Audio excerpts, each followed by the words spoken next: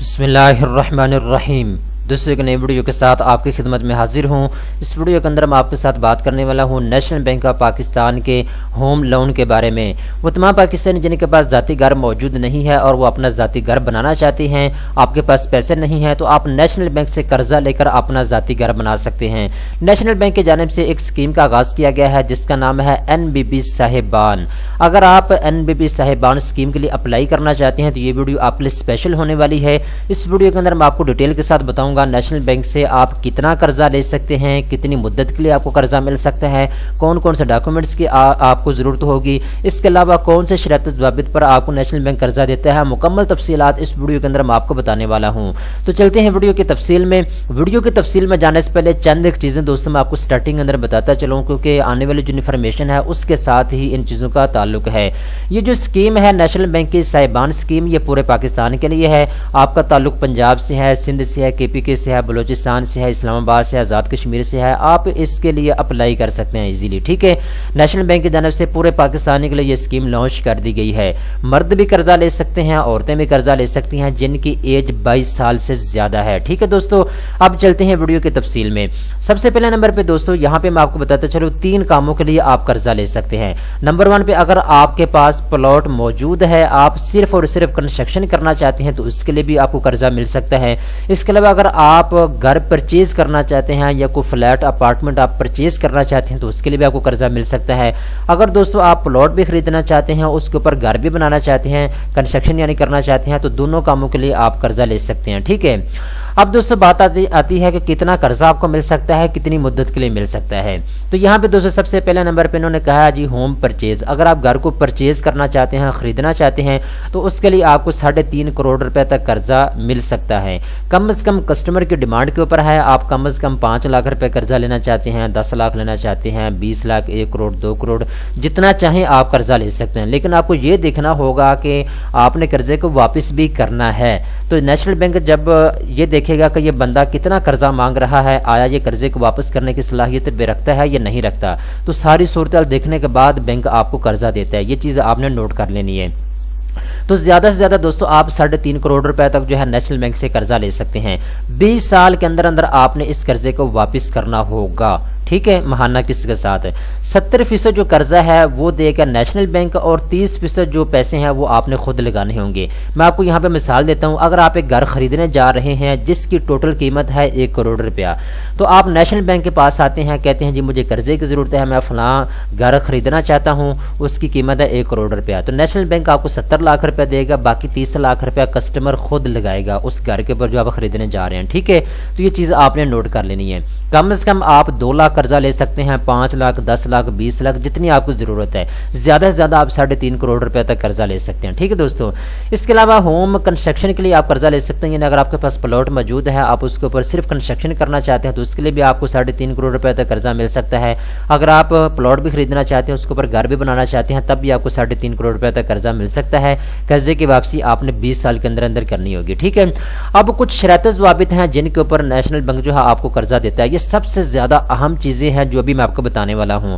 अगर आप इनके ऊपर पूरा उतरते हैं तब आपको कर्जा मिलेगा। नंबर 1 पे 3 बड़ी शर्तें हैं नेशनल बैंक की। अगर आप इन 3 शर्तों को पूरा करेंगे तो आपको इजीली कर्जा मिल सकता है घर बनाने या खरीदने के लिए। ठीक है, नंबर 1 पे दोस्तों इन्होंने कहा है कि आपकी जो क्रेडिट हिस्ट्री है वो बिल्कुल ठीक होनी चाहिए। यानी आप अखलाकी तौर पे ठीक होने चाहिए, आप मुजरम नहीं होने चाहिए। ठीक है, आपकी अगर क्रेडिट हिस्ट्री ठीक है, आप बिल्कुल ठीक बंदे हैं, तो आप अप्लाई कर सकते हैं। ठीक है, क्रेडिट हिस्ट्री का मतलब सिर्फ ये है कि आप मुजरम नहीं होने चाहिए। ठीक है, इसके बाद दूसरे नंबर पर यहाँ पे बताया गया जी सैलरी पर्सन भी कर्जा ले सकते हैं, यानी तनख्वाहदार तबके से ताल्लुक रखने वाले भी कर्जा ले सकते हैं, और जो सेल्फ एम्प्लॉयड मर्द खवातीन है वो भी कर्जा ले सकते हैं, कारोबारी लोग। इसके बाद जो प्रोफेशनल्स लोग हैं, जो डॉक्टर हैं, इंजीनियर्स हैं, वो भी कर्जा ले सकते हैं। इसके अलावा जो बिजनेसमैन हैं वो भी कर्जे के लिए अप्लाई कर सकते हैं। ठीक है, इसके बाद तीसरे नंबर पर जो बड़ी शर्त लगाई गई है वो थोड़ी सी मेरा ख्याल है कुछ लोगों के लिए मुश्किल है।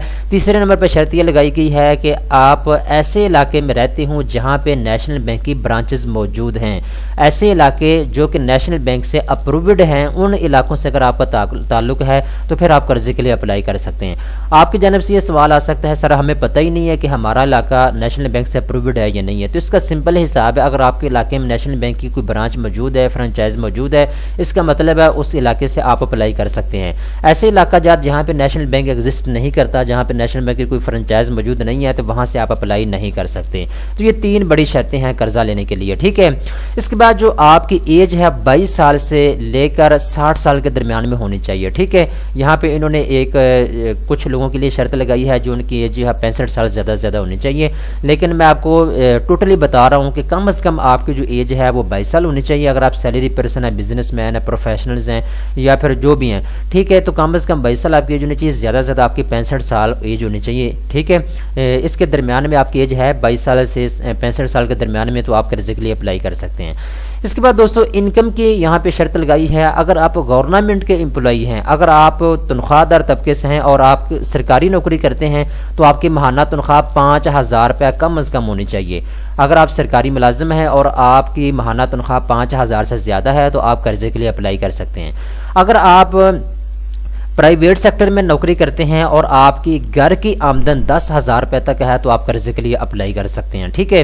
اس کے بعد اگر آپ بزنس مین ہیں یا پروفیشنلز ہیں اور آپ ماہانہ جو ہے یہاں پہ انہوں نے بتا دیا ہے، اگر آپ بزنس مین ہیں اور آپ 5 لاکھ روپے تک کما لیتے ہیں تو آپ قرضے کے لیے اپلائی کر سکتے ہیں۔ لیکن یاد رکھنا یہ جو 5 لاکھ بتا رہے ہیں یہ ٹوٹل انکم بتا رہے ہیں، یعنی آپ کے گھر کے کمانے والے 2 افراد ہیں، 5 افراد ہیں، 10 افراد ہیں۔ اگر آپ 5 لاکھ روپے تک آپ کی گھریلو انکم ہے تو آپ اپلائی کر سکتے ہیں قرضے کے لیے، ٹھیک ہے۔ تو یہاں پہ جو سب سے اہم چیز ہے وہ یہ ہے کہ جو سرکاری ملازم ہے جن کی جو سیلری ہے 5000 سے زیادہ ہے وہ اپلائی کر سکتے ہیں۔ جو پرائیویٹ سیکٹر میں نوکری کرتے ہیں ان کی انکم گھر کی 10,000 سے زیادہ ہونی چاہیے، ٹھیک ہے۔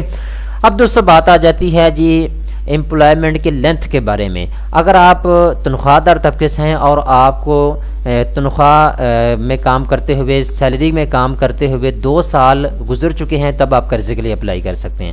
اگر آپ بزنس مین ہیں اور آپ کا بزنس کرتے ہوئے 3 سال ہو چکے ہیں تب آپ قرضے کے لیے اپلائی کر سکتے ہیں، ٹھیک ہے۔ اب دوستو بات آ جاتی ہے ڈاکومنٹس کے بارے میں، یعنی کون کون سے کاغذات کی آپ کو ضرورت ہوگی جب آپ نے قرضے کے لیے اپلائی کرنا ہے۔ تو یہاں پہ انہوں نے ایک لمبی لسٹ دے رکھی ہے، اگر میں آپ کو بتانا شروع کر دوں تو میرے خیال 10 منٹ تو اس کے اوپر ہی لگ جائیں گے۔ تو میں آپ کو وہ ڈاکومنٹس بتا دیتا ہوں جو ہر صورت میں آپ کو چاہیے ہوں گے، باقی بینک آپ کی سچویشن دیکھنے کے بعد کوئی 1-2 آپ سے ڈاکومنٹس مانگ سکتا ہے، ٹھیک ہے۔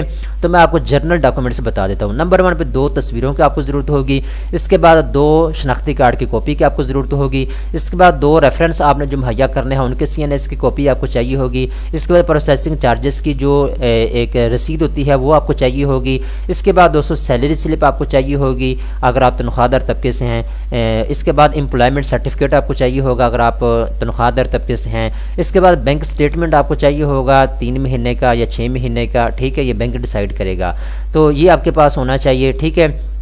اس کے بعد دوستو آپ کا نیشنل بینک میں اکاؤنٹ ہونا چاہیے، اگر آپ کا اکاؤنٹ نہیں ہے تو تب بھی آپ نے سیلری سلپ یا امپلائمنٹ سرٹیفکیٹ جو ہے نیشنل بینک میں دینا ہوگا اور اس کے بعد آپ کا اکاؤنٹ اوپن کیا جائے گا۔ تو یہ لازمی ہے کہ آپ کا اکاؤنٹ جو ہے وہ نیشنل بینک میں ہونا چاہیے قرضہ لینے کے لیے، ٹھیک ہے۔ اس کے بعد یہ بھی چیز یہاں پہ میں آپ کو بتاتا چلوں، جو آپ کو نیشنل بینک قرضہ دے گا وہ آپ کے بینک اکاؤنٹ میں آئے گا، ٹھیک ہے، وہاں سے آپ اس کو پھر نکلوا سکیں گے۔ اگر آپ بزنس مین ہیں تو بزنس پروف آپ کے پاس ہونا چاہیے، اس کے بعد 1 سال کا بینک سٹیٹمنٹ آپ سے مانگا جائے گا، ٹھیک ہے، اگر آپ بزنس مین ہیں تو۔ اس کے بعد پراپرٹی ڈاکومنٹس آپ سے مانگے جائیں گے، ٹھیک ہے، سیلری سلپ والے بندے سے بھی جو بندہ تنخواہ دار طبقے سے ہے اس سے بھی پراپرٹی ڈاکومنٹس مانگے جائیں گے اور جو بزنس مین ہے اس سے بھی، ٹھیک ہے۔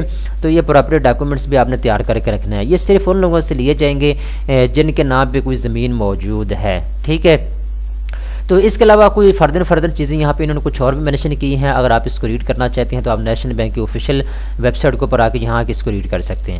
اب دوستو فائنلی بات آ جاتی ہے آپ نے قرضے کے لیے اپلائی کیسے کرنا ہے۔ تو اپلائی کرنے کے لیے دوستو میں آپ کو یہ فارم جو آپ اپنی اسکرین کے اوپر دیکھ سکتے ہیں، یہاں پہ نیشنل بینک والوں نے اپنی جو ان کی آفیشیل ویب سائٹ یہاں پہ بھی دے رکھا ہے، اپلیکیشن فارم جہاں اس کے اوپر آپ کلک کریں گے تو آپ کے سامنے آ جائے گا۔ آپ نے اس کو پر کرنا ہوگا، پر کرنے کے بعد آپ نے اس کو نیشنل بینک میں جمع کروانا ہوگا۔ اگر آپ کو پر نہیں کرنا آتا تو آپ نیشنل بینک کے کسی بھی برانچ میں چلے جائیں، ٹھیک ہے، وہاں جانے کے بعد آپ ان کو بتائیں جی میں قرض کے لیے اپلائی کرنا چاہتا ہوں تو یہ فارم مجھے پر کر کے دے دیں، ٹھیک ہے۔ تو وہ ایک تو آپ وہاں سے انفارمیشن لے سکتے ہیں تفصیل کے ساتھ، اور اس کے بعد یہ آپ کو فارم وہ خود ہی پر کر کے دے دیں گے، ٹھیک ہے۔ تو اس حوالے سے آپ کو ٹینشن لینے کی ضرورت نہیں ہے۔ اس کے بعد یہاں پہ انہوں نے کچھ 2 سے 3 سٹیپس لکھے ہیں جیسے آپ نے اپلائی کرنا ہوگا۔ نمبر 1 پہ تو اپلیکیشن فارم کو آپ نے خود پر کرنا ہے یا پر کروا لینا ہے، ٹھیک ہے۔ اس کے بعد اس اپلیکیشن فارم کے اوپر آپ نے اپنے سگنیچر کرنے ہوں گے، سائن کرنے ہوں گے، ٹھیک ہے۔ اس کے بعد دوستو آپ نے جو ڈاکومنٹس میں نے آپ کو بتائے ہیں وہ ڈاکومنٹس آپ نے اٹیچ کرنے ہوں گے اپنے اس فارم کے ساتھ، ٹھیک ہے۔ اس کے بعد آپ نے اس فارم کو نیشنل بینک کی آفیشیل برانچ کے اندر جمع کروا دینا ہے، ٹھیک ہے۔ جب آپ جمع کروائیں گے تو اس کے بعد پروسیسنگ فیس تھوڑی بہت آپ سے لی جائے گی۔ یہاں پہ انہوں نے مینشن نہیں کیا کہ پروسیسنگ فیس آپ 500 دیں گے، 1000 دیں گے۔ البتہ کچھ لوگ ہیں جنہوں نے قرضہ لیا ہے، میرے جاننے والے ہیں، میں نے ان سے جب پتہ کیا تو وہ کہتے ہیں جی یہ کچھ پروسیسنگ فیس لیتے ہیں، ٹھیک ہے۔ اب ان کو بھی یہ پکا نہیں پتہ تھا کہ انہوں نے 2000 جمع کروائی ہے یا 1500 جمع کروائی ہے، لیکن یہ ہے کہ یہ پروسیسنگ فیس لیتے ہیں، اس لیے میں آپ کو بتا رہا ہوں کہ 1000 سے اوپر آپ سے پروسیسنگ فیس لی جائے گی۔ یہ چیز آپ ابھی سے نوٹ کر لیں، ٹھیک ہے۔